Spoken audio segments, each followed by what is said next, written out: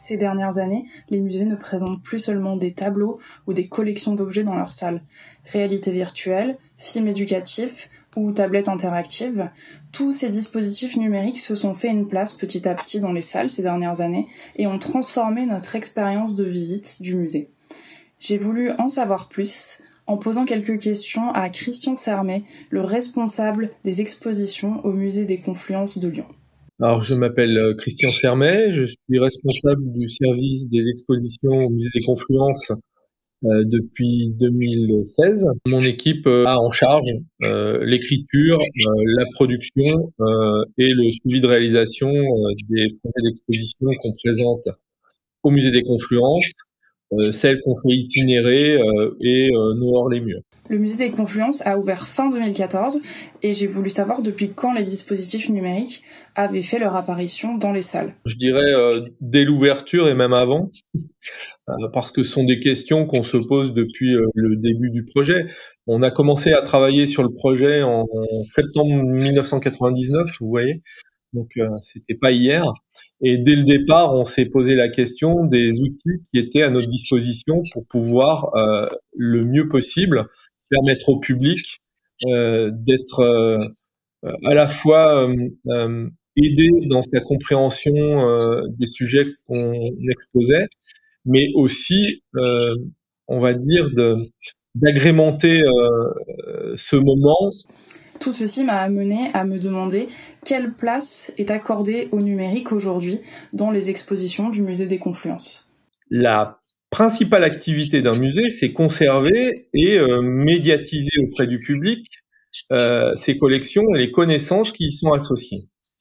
Donc, les moyens technologiques qu'on a pu mettre en œuvre et faire évoluer depuis qu'on travaille sur ce projet, depuis l'ouverture jusqu'à aujourd'hui, il faut bien avoir en tête qu'elles sont au service d'un discours qui est conçu au préalable et que ce discours intègre la collection puisque c'est la collection qui l'illustre.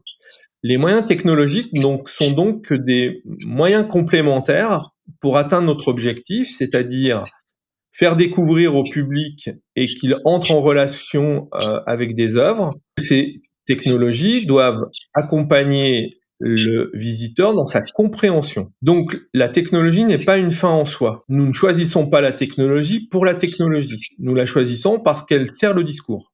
Maintenant que ce fait est bien établi, j'ai cherché à savoir quelles technologies ont été utilisées par le musée au fil des ans, en complément donc des objets qui sont présentés dans leurs expositions. En fait, je dirais qu'on a quasiment tout essayé ou tout testé. Nous l'avons fait, mais on va dire surtout avec de l'audiovisuel, dans des mises en ambiance. Actuellement, nous archivons nos expositions dans des captations 360 degrés où vous pouvez, à partir d'un écran d'ordinateur, vivre l'exposition comme si vous la visitiez. Après, il y a tout le panel qui est autour de l'audiovisuel. Alors là, en audiovisuel, on peut tout faire. On peut faire de la projection, comme dans notre prochaine exposition qui va ouvrir au mois d'octobre, qui explore le rêve. Et puis ça va jusqu'au petit écran qui va être là pour le coup plus didactique. Au-delà de cette mise en ambiance et de ces écrans à regarder, j'ai voulu savoir si les dispositifs interactifs impliquant davantage les visiteurs et visiteuses avaient aussi leur place dans les expositions. L'action, si elle sert le propos, on va choisir de la proposer. Et c'est ce qu'on appelle un interactif. C'est-à-dire que là, le public va interagir avec un système, avec un contenu, mais si on le fait, c'est parce que ça a du sens et que pour lui, ça lui permet de mieux comprendre les choses. Mais pour moi, l'interactivité, elle n'est pas forcément liée à la technologie, encore une fois. Si vous venez au musée des Confluences, par exemple, vous allez pouvoir toucher une météorite qui est plus vieille que la Terre sur laquelle nous marchons tous. Et pour nous, ça a plus de sens et c'est plus fort.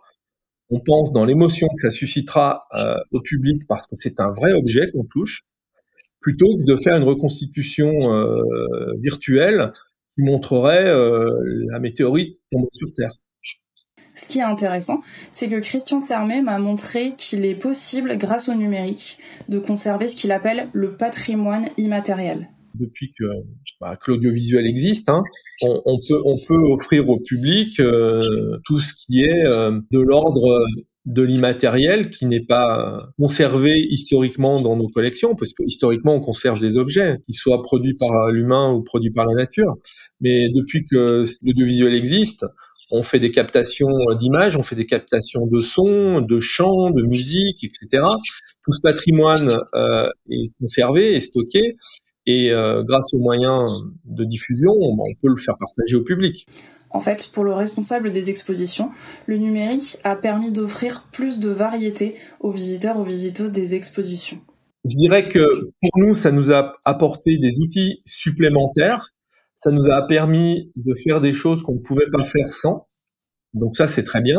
Donc ça offre, ça élargit l'offre que nous proposons au public. Mais qu'est-ce que ça apporte de plus au public? C'est forcément plus de diversité dans ce qu'on lui propose, ça c'est sûr. Je dirais que pour les publics empêchés, ça leur offre la possibilité de vivre une exposition comme le font les valides.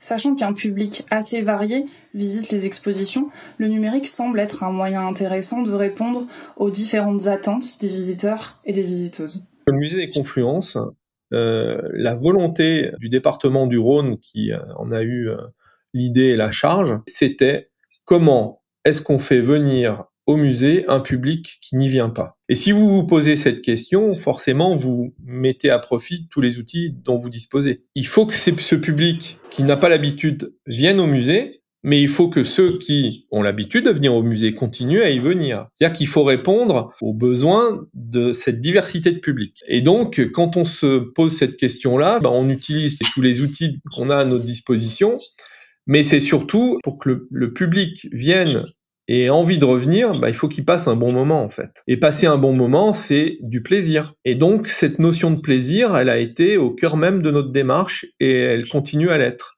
Venir au musée, c'est pas un moment barbant. On va adapter en fait les outils justement par rapport à nos objectifs et à notre cible. Mais alors, avec le recul, est-ce que cette approche capitalisant sur le numérique pour faire venir des personnes visitant pas ou peu les musées a fait ses preuves?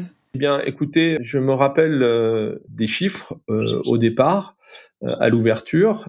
On avait parmi nos publics à peu près un tiers de public qui disait ne pas avoir visité de musée. Et on retrouve des chiffres similaires sur des expositions, par exemple, comme À nos amours. C'est pas des publics de musée, en fait.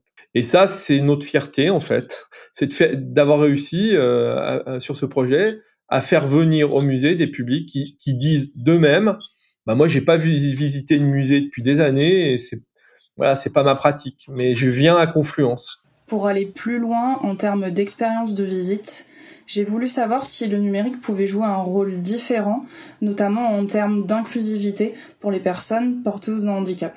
Par exemple, là, dans l'exposition En forêt qu'on a fait avec Vincent Minier, on a travaillé avec lui, avec ses équipes, avec une fondation, pour permettre à un public malvoyant ou non-voyant d'avoir une audiodescription de chaque photographie et aussi un accès aux audiovisuels audio décrits à partir de leur smartphone et avec un système qui permet progressivement dans l'expo de pouvoir avoir accès à ce contenu spécifique.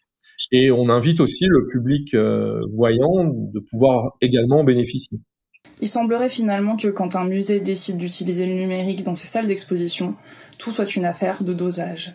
On est un musée. Un musée, c'est de la collection. Donc les outils dont on dispose, le numérique en fait partie, mais il n'y a pas que lui. Et si on l'utilise, c'est parce qu'il répond à une question qu'on s'est posée, à un objectif public, et on le choisit à cause de ça. Imaginons, par exemple, qu'il n'y ait plus de collection dans nos salles d'expo et que les expositions se limitent à un spectacle numérique. Je vous répondrai, nous ne sommes plus un musée, nous sommes des salles de spectacle.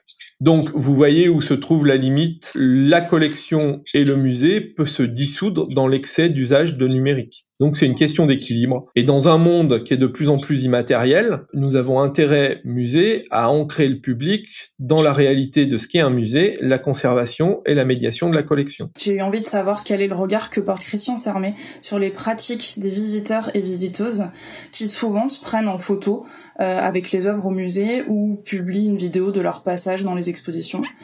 Est-ce qu'au musée des Confluences, c'est encouragé ? Si vous êtes en train de visiter l'expo uniquement en faisant des selfies pour montrer sur les réseaux sociaux que finalement vous êtes allé au musée des Confluences mais sans vraiment regarder ce qu'il y a autour de vous, la limite elle est là en fait. Moi je préfère un public finalement qui laisse son téléphone dans sa poche et qui va le sortir pour prendre telle ou telle photo pour avoir un souvenir. Le temps va s'arrêter un moment pour rencontrer des collections, pour rencontrer d'autres époques, pour rencontrer d'autres visiteurs aussi. On est un peu omnibulé par ça, on est un peu emprisonné dans un flux continu de pseudo-informations, dans un flux continu d'opinions à donner, et que le musée, il permet un peu cet arrêt du temps, et de prendre du temps et de prendre du plaisir pour mieux comprendre. Mais au fait, maintenant que j'y pense, le fait d'inclure des dispositifs numériques dans les expositions, ça doit avoir un coût. Et puis les écrans, on sait que ça consomme. Et Christian Sermet m'a conforté dans cette idée. Si on fait ce choix-là, c'est que c'est un choix à raison, c'est que c'est le meilleur moyen pour faire passer le message qu'on veut faire passer. Après, ça a un coût. Ça a un coût financier, donc c'est un équilibre à trouver sur le projet. Et puis, il faut pas oublier, ça a un coût énergétique aussi. Parce que tous ces outils numériques, ils consomment de l'énergie, et ils consomment du carbone, et que c'est aussi des questions à prendre en compte aujourd'hui dans les musées. C'est-à-dire le développement durable et la décarbonation de nos activités aussi. Donc c'est de nouvelles questions, mais aussi à prendre en considération. Ça fait partie de l'équation. Pour conclure cet échange, j'ai demandé à Christian Sermet de se projeter dans l'avenir en lui demandant de me décrire à quoi ressemblera le musée du futur. J'espère qu'il est toujours là, déjà. J'espère que le musée ne va pas devenir une salle de spectacle. Il va continuer à montrer des collections et des collections nouvelles. Ça veut dire que les musées continueront à acquérir des collections. Et ça veut dire que le patrimoine matériel va continuer de se constituer. On va continuer à créer des objets, que le monde ne va pas devenir que immatérialité comme l'avait imaginé Isaac Asimov. Le musée du futur, comment je l'imagine ? Je pense qu'il sera peut-être entre guillemets plus inclusif, c'est-à-dire qu'on travaillera de plus en plus avec les autres. Quand on fait des expositions sur telle ou telle culture, maintenant, il est impossible de les faire uniquement de notre point de vue. Pour en savoir plus sur l'adoption des dispositifs numériques dans les musées, retrouvez l'article dédié sur notre média Les Innovateurs. Et pour en savoir plus sur l'impact du numérique sur notre société, abonnez-vous à cette chaîne. À bientôt pour plus d'informations.